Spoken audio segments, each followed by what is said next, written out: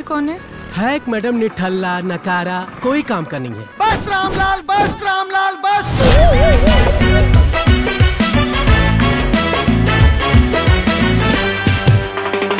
Madam ढूकी? मैं आई कम इन सर? Madam, तोहरा वजह से पूरे देश की अर्थव्यवस्था गिर गई। मुन्ना मिसिर के कंधा पर भारत का अर्थव्यवस्था, और हमको पता ही नहीं था।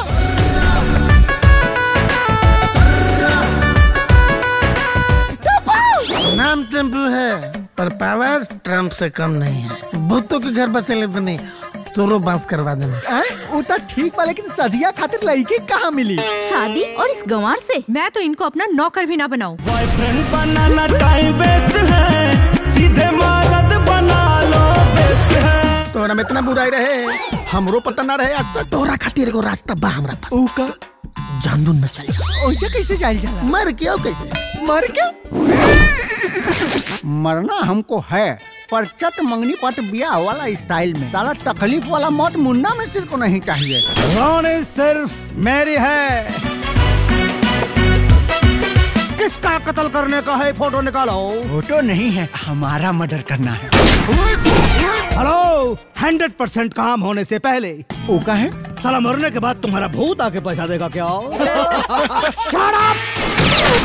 गोली लगल बक्का? हाँ लगा है। इस बार जो पिस्टल हमने मंगाई है वो चाइना से मंगाई है, जो कोरोना टाइप है। ये चाहिए। तोरा के कहले रहनी है ना कि हमन के मोहल्ला में कोई खूबसूरत लड़की आइल बिया। अब मरे के प्रोग्राम कैंसिल।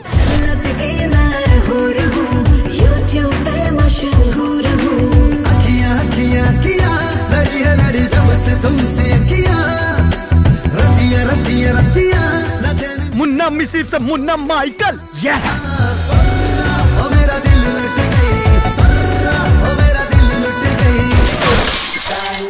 सारा सुपारी भाई के हम सुपारी दे ले रहे हैं डायरेक्ट गोली मारे के। अभी सरवा भगा भगा के गोली काहे मारा था यार?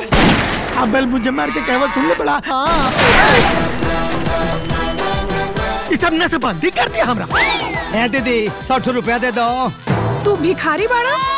पप्पा पप्पा का अगाऊ कुछ बोल बा। अरे पतरी कोरिया के देखते हैं चूक लेखा हमारा से आके लगला जुड़े हो।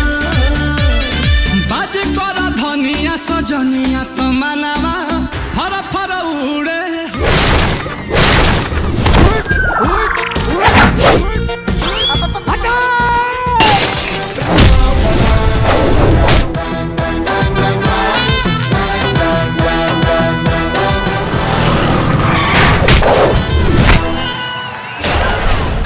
मृत्यु और मुन्ना मिसिर कब कहाँ आ जाए कोई नहीं जानता। लकड़ पकड़ पोपो लकड़ पकड़।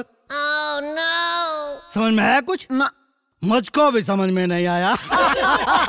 Shut up!